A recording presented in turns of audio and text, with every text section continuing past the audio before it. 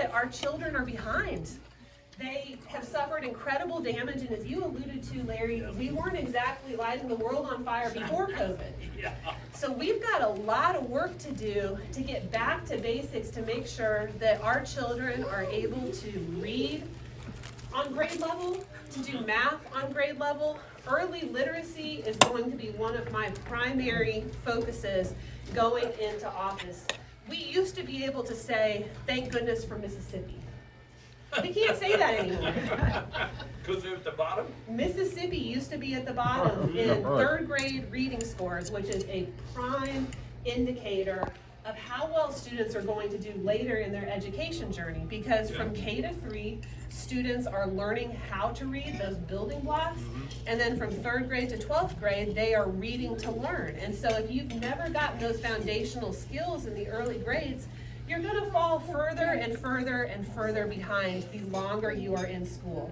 And so we end up with discipline problems, with academic problems, with students who feel like they are dumb, when in reality they just haven't been given the tools that they need to succeed. And so starting in those early grades and ensuring that we are teaching phonics, the science of reading, we have got to get back to teaching phonics. And that also means that we have to do a better job partnering with our colleges of higher education in their teacher preparation programs to ensure that they are teaching teachers how to teach reading in the way that we know science says works, and that is phonics. And so that is the, I think, most important thing we could do to close the achievement gap and what I like to call the opportunity gap between low-income children and those in higher income families who are succeeding. So that's going to be a huge initiative. We've talked a lot during this pandemic about the fact that teachers and parents are awake now in a way that they haven't been before. And as I like to say, people here in South Carolina aren't woke. They're awake, but they're not woke. And we see these crazy ideas that are being pushed on educators through professional development, through mandates that are tied to Washington dollars coming into our public education system. We have got to say no to that. We have got to build a firewall to protect our children, the hearts and the minds of our children. We have people who want to deny the greatness of America, who want to say that we've never done anything good, that America is what is wrong with the world, not the greatest beacon of hope and opportunity that this world has ever seen.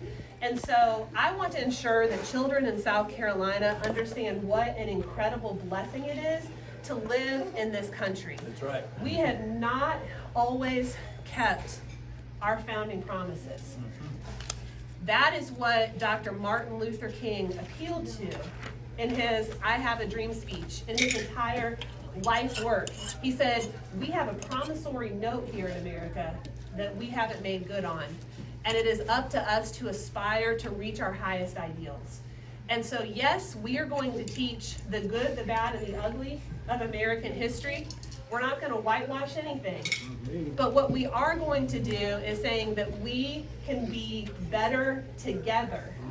Right. Not if we divide ourselves along race lines, along class lines, along gender lines. We are better and stronger together as Americans.